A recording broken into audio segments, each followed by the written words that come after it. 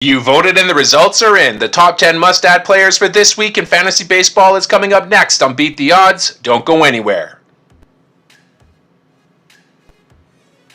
Hello sports fans and welcome back to another episode of Beat the Odds. I've got your top 10 hottest players to pick up for week 23 in fantasy baseball. And I want to thank all of you for casting 399 total votes, which was the driving force behind this week's list. Now before I reveal the list, if you're a fan of this content, please smash that like button. And if you're new here and appreciate quality fantasy baseball insight, don't forget to subscribe and ring that notification bell so that way you don't miss an episode. Also, keep an eye out for the polls on who you should be picking up ahead of week 24. Do you have a burning fantasy baseball question? Ask me on Q.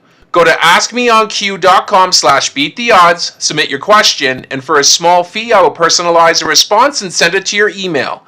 It's super easy to do, and it's a great way to get fantasy baseball advice while also supporting this channel.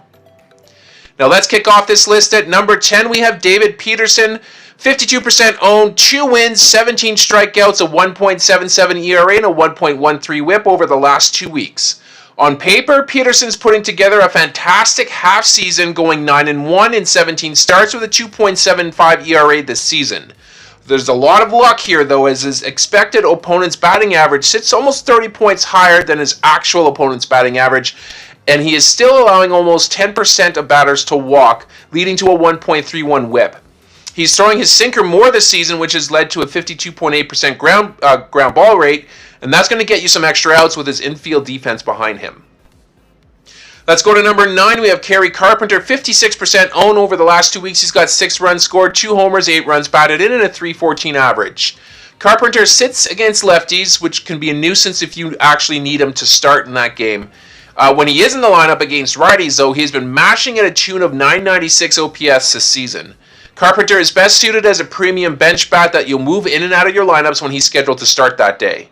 You can count on him to supply power and a strong batting average each time he steps up to the plate.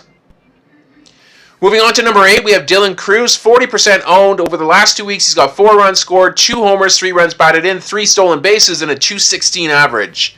Cruz, number 2 on the top 100 prospect list, has been an effective player at the plate for the Nationals to start his career. He projects as a true 5-tool player. He has 25 homer, 35 stolen base upside that we might actually see him tap into as early as this season. But more importantly, for those managers that are in the playoffs, he has played in every single game for the Nats since getting called up.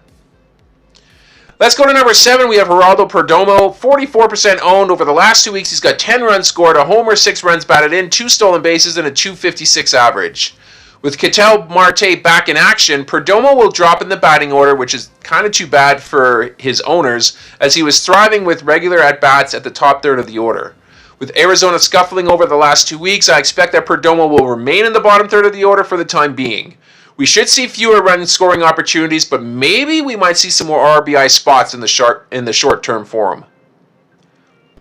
Let's go to number 6. We have Connor Norby, 50% owned. Over the last 2 weeks, he's got 12 runs scored, 3 homers, 5 runs batted in, a stolen base, and a .313 average. As anticipated, with Norby's hot bat, he remained in the top third of the order now that Xavier Edwards has returned from his injury. And I expect Norby to slot in between Edwards and Berger to finish off the year. With the way that Xavier Edwards has been getting on base prior to his injury, there should be plenty more RBI opportunities now for Norby down the stretch. Let's go to number 5. We have Austin Wells, 32% owned. Over the last 2 weeks, he's got 6 runs scored, 3 homers, 7 runs batted in, and a .226 average.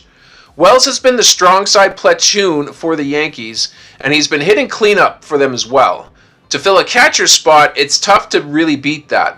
He's amassed 364 at-bats in the bigs so far, and he certainly has held his own with a .775 OPS.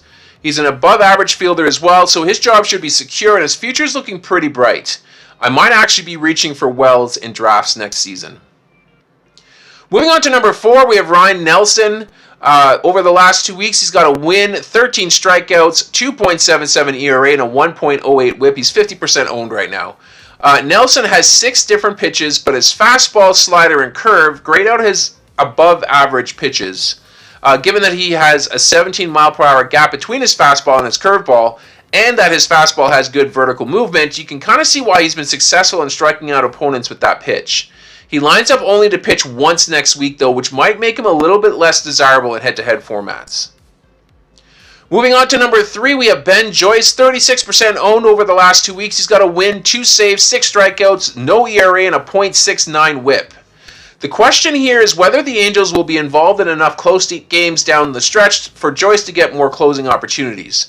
At this point, we already know what to expect out of him. I would hope that most of you have watched him pitch by now. He averages 102 mph on his fastball, which, by no surprise, grades as his best pitch. If he ever really decides to lean into his slider a little bit more, he would be an elite closer.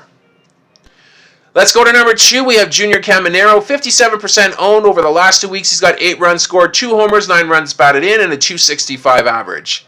With a few weeks left before the season ends, it's a little less of a surprise to see Caminero still available in 43% of leagues.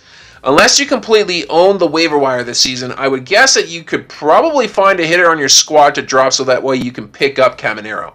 He's already hit a ball 116.3 miles per hour, which places him in the top 2% in exit velocity in the entire league.